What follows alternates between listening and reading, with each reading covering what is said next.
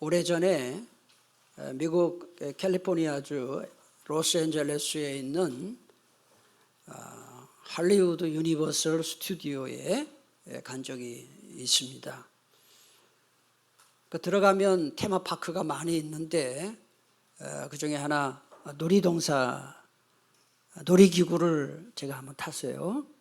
뭣도 모르고 들어가 탔는데 캄캄한 데서 탔는데 이게 어떻게 막 요동을 하는지 재미있는 일도 없고 빨리 1초라도 빨리 내리고 싶었습니다. 다행히 한 5분 정도 지나니까 이제 끝이 나서 그랬지 진짜 죽는 줄 알았어요. 그런데 이게 웬일입니까? 이게 5분 타면 끝난다 하는 걸 아니까 또 탔어요. 다른 놀이기구를 탔는데 이번에는 전혀 두렵지가 않고 오히려 스릴을 즐길 수가 있었어요. 그때 제가 중요한 사실을 하나 깨달았어요. 무슨 일이든지 알고 하는 것과 모르고 하는 것은 이게 천지 차이가 있구나. 만약에 처음 놀이기구 탈 때도 5분이면 끝난다는 거 알았으면 그렇게 막 그러지 않았을 것 같아요. 사람들이 세상에서 가장 두려워하는 게 무엇일까요? 죽음입니다. 중병에 걸리거나 이런저런 어떤 사고를 당할 때 가장 먼저 드는 생각이 무슨 생각입니까? 이러다가 죽는 거 아닌가라는 생각입니다. 사람들은 왜 그토록 죽음을 두려워할까요? 죽어보지 않아서 그래요. 죽어본 경험이 없어서 그래요. 죽은 다음에 무슨 일이 일어날지를 전혀 모르기 때문에 그렇습니다. 그러나 그렇지 않습니다. 성경은 분명히 말씀합니다. 우리가 다 외운 말씀입니다만은 히브리서 9장 27절에 보니까 한 번 죽는 것은 사람에게 정해진 것이요 그 후에는 뭐가 있다 그럽니까? 심판이 있다 그랬어요. 우린 다 알아요. 누구나 죽는구나. 죽고 나서 심판이 있구나. 우린 그걸 다 알고 있어요. 우리나라 6.25 전쟁 때 인천 상륙 작전을 지휘한 맥카더 장군이 유명한 말을 남겼죠. 미국에서 노병은 결코 죽지 않는다. 다만 사라질 뿐이다. 이건 노병에게만 해당되는 말이 아니라 모든 사람들에게 해당되는 말이에요. 사람이 죽으면 우리 육체는 사라지지만 영혼은 천국과 지옥으로 가서 백보자 심판을 기다립니다. 죽는 게 아니라 사라지는 것이죠. 백보자 심판은 인류 최후의 심판인데 왜 백보자 심판일까요? 여러분 11절 앞부분을 보시면은 신보자라는 말이 나와요. 잘 표시를 해놓으세요. 신보자라는 이 말에서 백보자 심판이라는 말이 나온 거예요. 이 백보자 심판은 요한계시록에 기록된 마지막 심판인 동시에 인류 최후의 심판입니다. 여러분 이 세상에 법원에서 나오는 판결이 공의로운 판결일까요? 이 세상에서 내려지는 판결 중에 100% 공의로운 판결은 저는 없다고 봐요. 억울한 판결이 많아요. 말도 안 되는 판결이 최근에도 쏟아지고 있어요. 군사 독재 정권 시절에 법원 판결에 의해서 형장의 이슬로 사라진 사람들 부지기수예요. 이제 와서 무죄 판결 내려본들 이미 죽은 사람 무슨 소용이 있나요?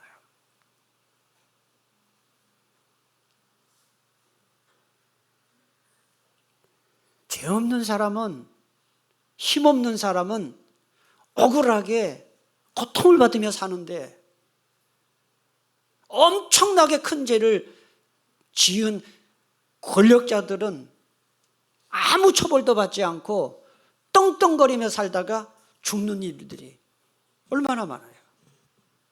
세월호 사건 때문에 얼마나 많은 학생들이 죽었나요? 생때 그냥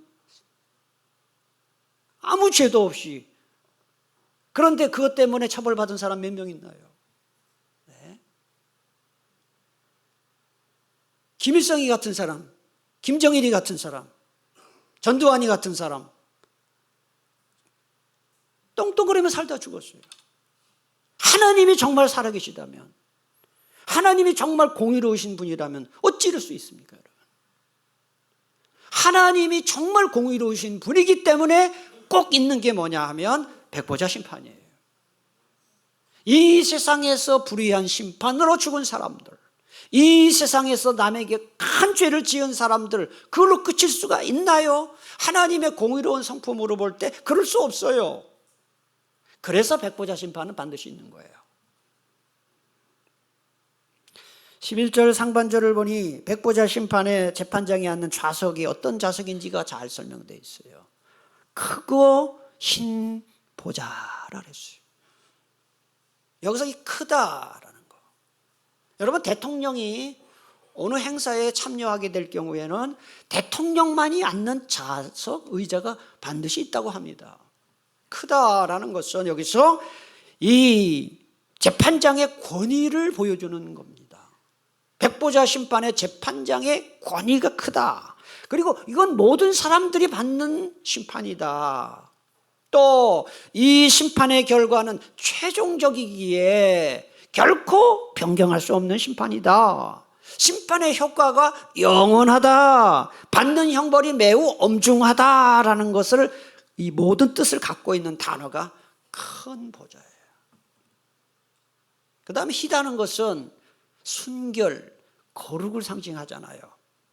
그러므로 재판장이 거룩하고 순결해서 조금 더 부정하거나 불공정한 판결을 내리지 아니하고 완벽하게 공의로운 판결을 내린다, 이런 뜻이에요. 그게 흰 보좌예요.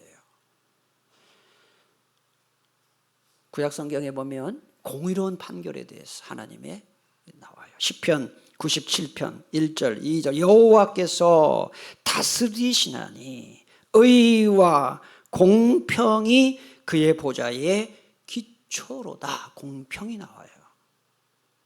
그 다음에 창세기 18장 25절 세상을 심판하시는 이가 뭘 행한다 그랬습니까? 정의를 행한다 그랬어요. 네. 자, 그럼 여러분 한번 생각해 봅시다. 백보자 심판의 재판장은 누구일까요? 그럼 여러분들 아이고 하나님이죠 이렇게 대답할 거예요. 분명히 틀린 건 아닌데요. 자, 하나님, 자, 성부 하나님이에요, 성자 예수님이에요, 성령 하나님이에요. 누가 재판장이에요? 네, 뭐 다 말씀하셨는데 뭐라고 얘기했는지는 모르겠어요. 성부 하나님이냐, 성자 예수님이냐, 성령 누굴까? 네. 이에 대해서요 학자들의 논쟁이 많아서 계시록이 어려운 거예요. 자, 제가 누차 말씀드립니다. 제가 계시록 설교하는 게 답은 아닙니다. 논쟁이 있는 부분에 대해서는 제가 틀릴 수도 있다는 것을 말씀드리고 다른 생각을 가져도 거기에 대해서 제가 틀렸다 말하지 않겠습니다. 저는 제 생각을 말하는 거예요. 논쟁이 있는 부분에 대해서는. 그래서 이 재판장이 하나님이다, 성부 하나님이다, 아니다, 성자 예수님이다라는 의견이 굉장히 맞서요. 그런데 저는 결론부터 말씀드리자면 제 결론입니다. 원래 심판권은 성부 하나님이 갖고 계셨는데 성부 하나님께서 성자 예수님에게 그 심판권을 넘겨주셨다. 무슨 근거로? 성경을 한번 보겠습니다. 로마서 14장 10절에 보니까 우리가 다 누구의 심판대 앞에 선다 했습니까? 이 하나님은 성부 하나님이거든요. 하나님이 원래 심판권이 있었어요. 요한복음 5장 22절을 보니까 아버지께서, 성부 하나님이에요, 아버지께서 아무도 심판하지 아니하시고 심판을 다 누구에게 맡긴 거예요? 아들이 누구예요? 예수님에게 맡기셨다. 분명히 말씀하잖아요. 로마서 2장 16절 다 같이 봉독하겠습니다. 하나님이 예수 그리스도로 말미암아 사람들의 은밀한 것을 심판하시는 그날이라. 저는 결론이 분명하다고 봐요. 논쟁이 많지만 원래 심판장은 하나님이었지만, 성부 하나님이었지만 성자 예수님에게 넘겼다. 그래서 백보자 심판은 예수 그리스도를 통해서 하나님이 하시는 심판이다 하는.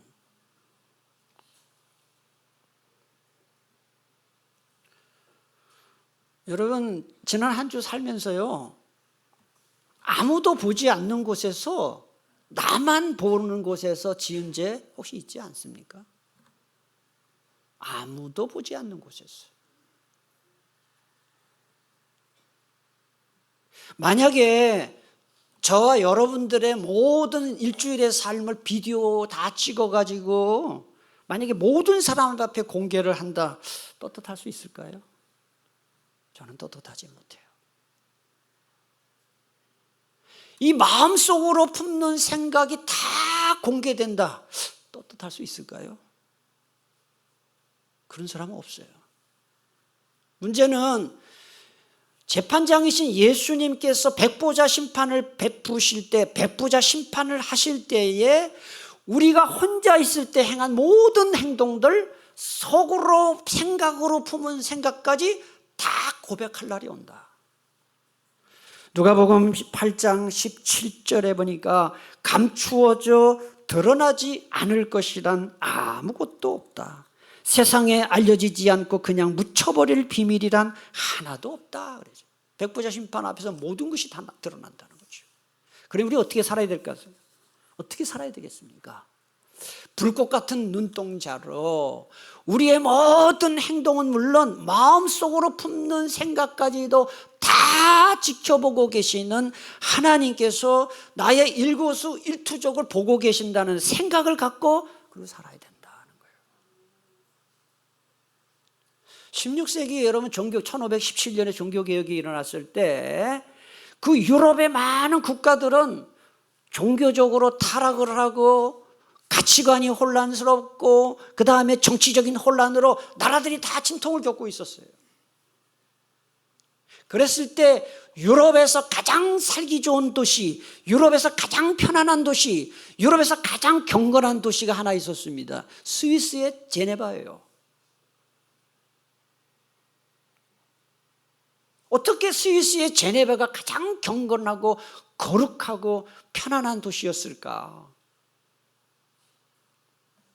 그건 전적으로 제네바의 개혁자이자 장로교의 창시자인 장 칼뱅이라는 사람 덕분이었어요. 그래서 제네바에 저는 가지 못했습니다만 꼭 가보고 싶은 도시예요. 왜? 칼뱅이 그곳에서 그 시를 움직였거든요. 그래서 이 장 칼뱅은 제네바 시민들로부터 제네바의 양심이라 불릴 정도로 존경받은 사람이에요. 그러면 이 장 칼뱅은 어떻게 그 타락한 그 유럽에서 이 제네바라는 도시를 그토록 정말 거룩한 도시로, 모든 사람이 살고 싶은 도시로 만들 수 있었을까요? 그 비결이 무엇일까요? 그것은 그의 신앙 좌우명, 인생 좌우명이 뭐였냐? 여러분 잘 아시는 코람데오, 하나님 앞에서의 삶이 그의 좌우명을 실천했던 것이죠. 내가 이렇게 하면 하나님이 나를 어떻게 판단하실까? 그게 그의 평생의 생각이었습니다. 죄송합니다. 따라합시다. 코람데오. 코람데오는 라틴어인데요. 뜻이 뭐냐? 하나님 앞에서의 삶이에요. 여러분 이번 한 주간도 하나님이 내 앞에 계시다 생각하고 코람데오의 삶을 사시기를 축복합니다. 11절 하반절을 보니까요, 백보자 앞에서 놀라운 일이 벌어집니다. 11절 하반절, 땅과 하늘이 그 앞에서 피하여 간데 없더라. 공동번역은 이렇게 번역합니다. 땅과 하늘이 그 앞에서 사라지고 그 흔적조차 찾아볼 수 없게 되었습니다. 이 두 가지 뜻으로 해석할 수 있어요. 백보자 앞에서 땅과 하늘이 다 사라졌다. 두 가지 뜻이 있다. 첫째, 재판장으로 백보자에 앉아 계신 예수님의 명광과 권위가 너무 커서 땅과 하늘이 압도되어 두려워서 도망치는 모습으로 해석할 수 있습니다. 충분히 그렇게 해석할 수 있습니다. 예수님의 권위 앞에 압도당한 것이다. 다른 하나의 해석이 있는데 이게 이제 또 논쟁이 있는 거죠. 계시록은 논쟁투성이에요. 자, 다른 하나의 해석이 여기 두 가지 의견이 있습니다. 그러니까 첫째는 좀 어려운 말입니다. 화면을 보시면 멸절론 또는 전멸론이라는 이론이 있어요. 이건 뭐냐? 현재의 우리가 살고 있는 현재 이 지구죠. 이 땅과 하늘이 완전히 사라지고 멸절, 전멸, 사라지고 새하늘과 새 땅이 나타난다. 그야말로 천국을 말하는 거죠. 그러니까 이 현재 이 지구와 우리가 살고 있는 세상은 온데간데 없어지고 새로운 하늘과 땅이 나타난다. 이 근거 구절은 베드로후서 3장 10절. 그날에는 하늘이 큰 소리로 떠나가고 물질이 뜨거운 물에 풀어지고라는 구절과 이사야 65장 17절 보라 내가 새 하늘과 새 땅을 창조하나니 이전 것은 기억되거나 마음에 생각나지 아니할 것이다. 이런 구절이에요. 자, 이게 첫 번째 생각입니다. 여러분 잘 들으세요. 여러분 한번 답을 해보세요. 두 번째입니다. 두 번째 이론은 그게 아니다. 회복론, 갱신론입니다.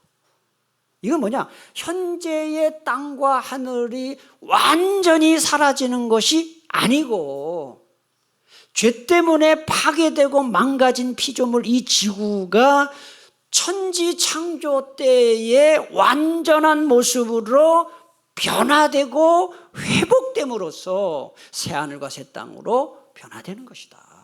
다르죠? 첫 번째 이론은 사라지고 새 것이 온다는 거예요. 두 번째 이론은 현재의 지구와 이 생태계가 완전히 변화되고 회복되는 것이다. 그 근거 구절은 사도행전 3장 21절 이 예수는 영원 전부터 하나님이 자기의 거룩한 예언자들의 입을 빌어서 말씀하신 대로 그 다음 잘 보세요. 만물을 어떻게 하실 때까지? 회복하실 때까지 마땅히 하늘에 계실 것입니다. 이렇게 번역이 되어 있어요. 만물을 회복하실 때까지 이렇게 되어 있어요. 그 다음에 요한계시록 21장 5절에 보니까 보라 내가 만물을 새롭게 하노라 라는 말씀이 나오는데 여기 새롭게라는 단어는 질적으로 새롭다. 영어에 보면 new in quality라고 번역되어 있어요. 질적으로 새롭다는 뜻이에요. 전혀 다른 물질을 말하지 않고요. 그 다음에 우리가 다 외운 말씀입니다. 고린도후서 5장 17절 한번 빨간 것이 보겠습니다. 처음부터 읽겠습니다. 시작. 그런즉 누구든지 그리스도 안에 있으면 새로운 피조물이라. 이전 것은 지나갔으니 보라 새 것이 되었도다. 그래서 예수 믿고 구원받으면 새로운 사람이 된다는 것을 말하는 것인데 여러분 여기서 이 새로운 피조물, 새 것, 새로운 사람이 도대체 무슨 뜻일까요? 내가 아닌 딴 존재가 된다는 것입니까? 나는 그대로 있지만 질적으로 영적으로 변화된다는 뜻입니까? 전자입니까? 후자입니까? 후자죠. 그래서 저는 이 백보자 앞에서 땅과 하늘이 사라진다는 것은 존재 자체가 사라지는 것으로 저는 생각하지 않고 현재 지구가 하나님의 능력으로 천지 창조가 되었을 때 그 온전한 모습으로 완전히 변화되고 회복되는 것으로 좀 그렇게 해석하는 게 맞지 않은가. 여기에서 어떤 결론이 나옵니까? 하나님이 우리에게 선물로 주신 이 지구와 환경을 보존하고 가꾸어야 할 책임이 우리에게 있다. 여러분 만약에 우리가 살고 있는 이 지구가 어차피 주님 재림하시고 백보자 심판 때 없어질 거라면 지구를 보호할 책임은 많이 줄어들리라 생각해요. 그게 아니고 현재의 지구를 재료로 해서 하나님이 변화시키고 회복시킨다는 그 말씀이 맞다면 지구를 보호할 책임은 더 강해지는 것이죠. 그래서 저는 후자를 이제 선택했습니다. 창세기 7장을 보면 온 세상이 인간의 죄악으로 인해서 가득하게 된 것을 하나님이 보시고 너무 마음이 아프셔서 홍수 심판을 선언하셔요. 그리고 홍수 심판을 하시면서 노아에게 명령을 내립니다. 노아야, 뭐를 지으라 합니까? 노아에게 방주를 지어라. 그래서 방주 안으로 들어오는 사람은 홍수 심판에서 죽지 않고 다 살아날 것이다. 몇 명 들어왔습니까? 노아의 가족 8명이 들어왔어요. 놀라운 사실은 8명, 사람은 8명밖에 들어오지 않았지만 그 안에 뭐가 들어왔습니까? 온 동물들이 다 들어왔습니다. 암수 쌍으로 모든 종류의 동물들이 다 들어왔습니다. 저는 여기에서 하나님은 창조의 절정인 사람만큼이나 이 피조물들을 아끼시는구나 하는 걸 보게 되는 거예요. 하나님 이 지구를 사랑하시는구나. 이 피조물들을 사랑하시는구나. 하나님은 인간이 피조물과 함께 자연 만물과 함께 살도록 하셨구나 하는 것을 이런 구절을 통해서도 깨닫게 되는 거예요. 여러분, 사람은요 자연 속에 있을 때 가장 마음이 편안하고 여유가 생기고 힐링이 돼요. 산꼭대기 올라가는 것 정말 죽기보다 싫어하시는 분들도 숲속에 가는 건 좋아해요. 여러분, 아파트 건물 안에 있을 때 마음 편안합니까? 숲속에 있을 때 편안합니까? 숲속에 있을 때 편안하죠. 숲에 들어가면 온갖 새소리가 들리고 물소리 들리고 그 나무 자체에서 나오는 그 향이 우리의 육체와 마음을 치료를 하잖아요. 하나님은 인간이 자연과 더불어 살도록 그렇게 만드신 거예요. 그리고 이 자연을 돌보는 청지기로 살도록 만드셨어요. 그런데 사람들이 그 청지기의 사명을 걷어차고 자연을 훼손하고 자연을 파괴한 거예요. 인간이 자연을 학대하고 파괴하자 이번에는 자연이 인간을 학대하고 파괴하기 시작했어요. 그래서 팬데믹이 오는 거 아니에요? 하나님이 주신 선물로 주신 자연을 사랑하고 보호하는 일은 놀랍게도 이 종말신앙과 관계가 있구나 하는 것을 알 수가 있어요.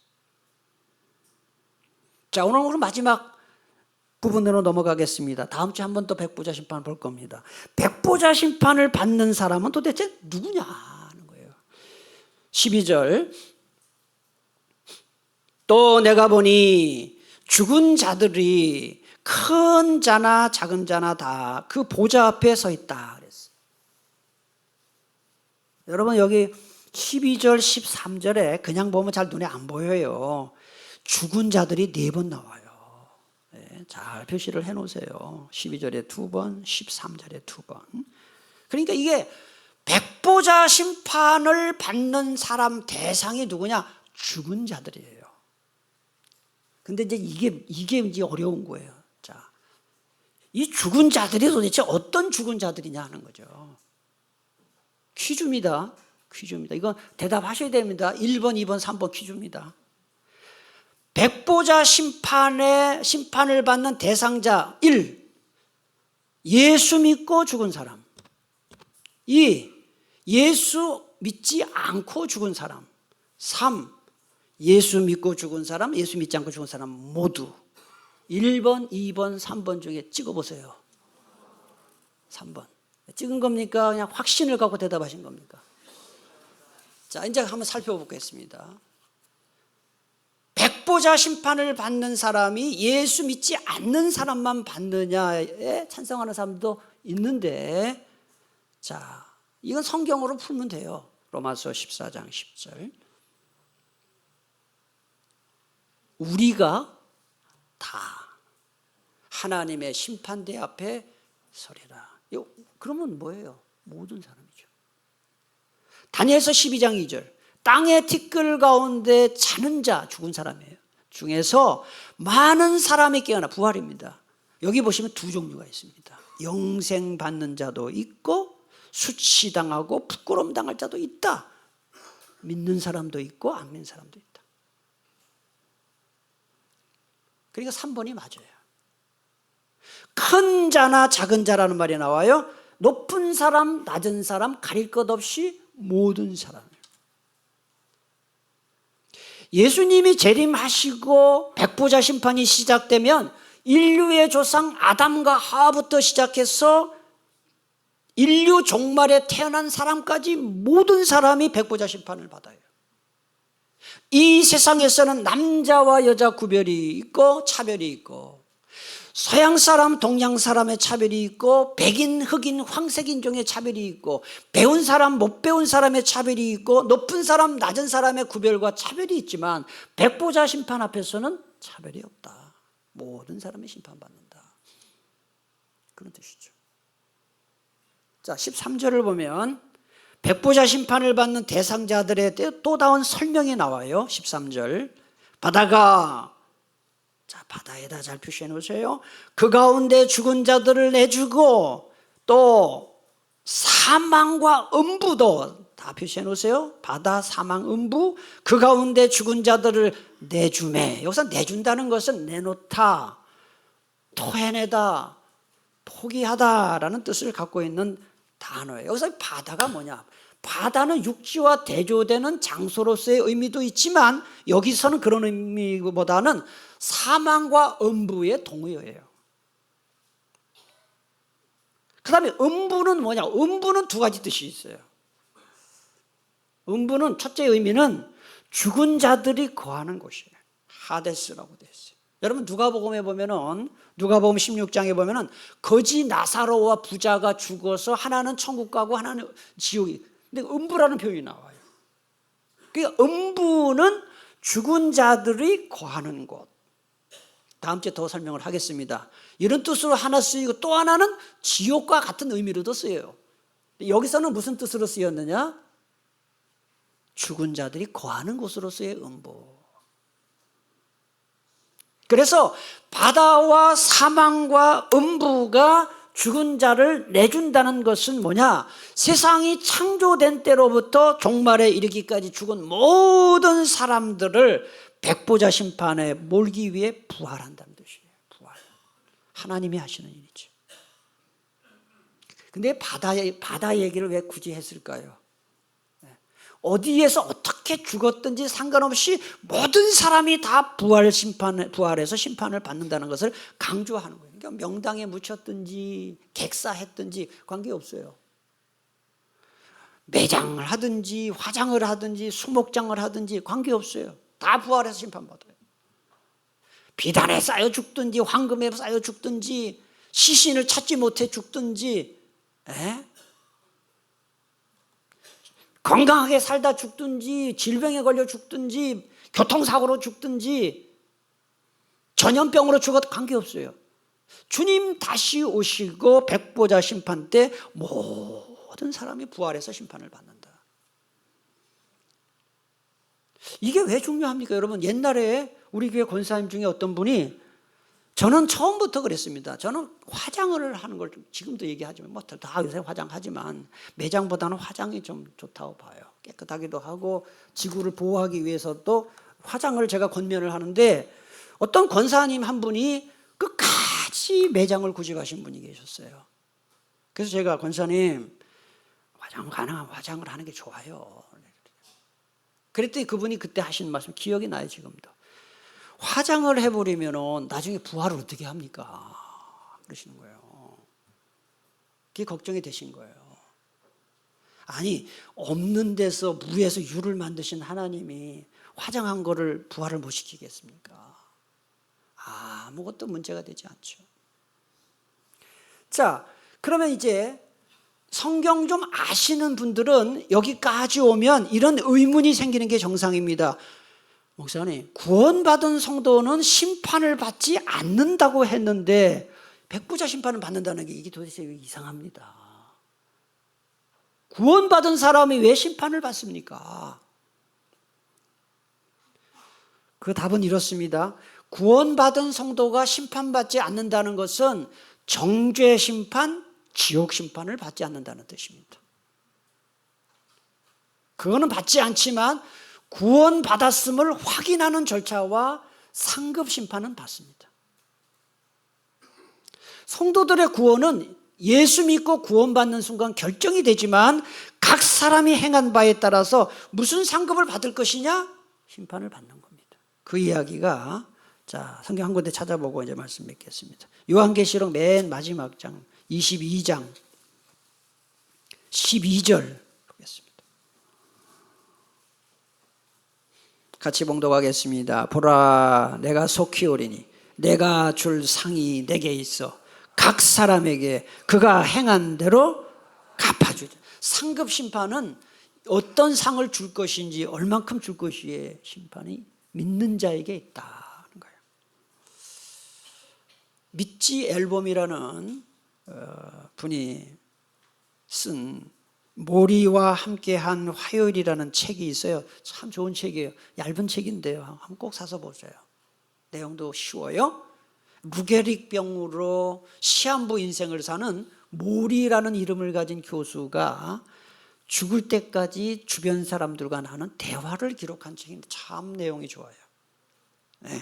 그 내용 중에 보면 어떻게 죽어야 할지를 배우면 어떻게 살아야 할지도 배울 수 있다는 말이 나와요.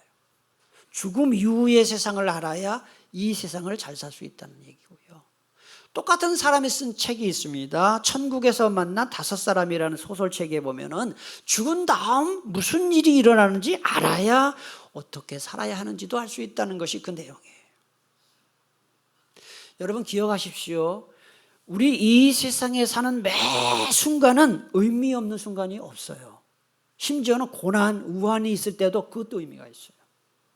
이 세상의 모든 만남, 의미 없는 만남 없어요. 사소한 일 없어요. 왜 그럴까요?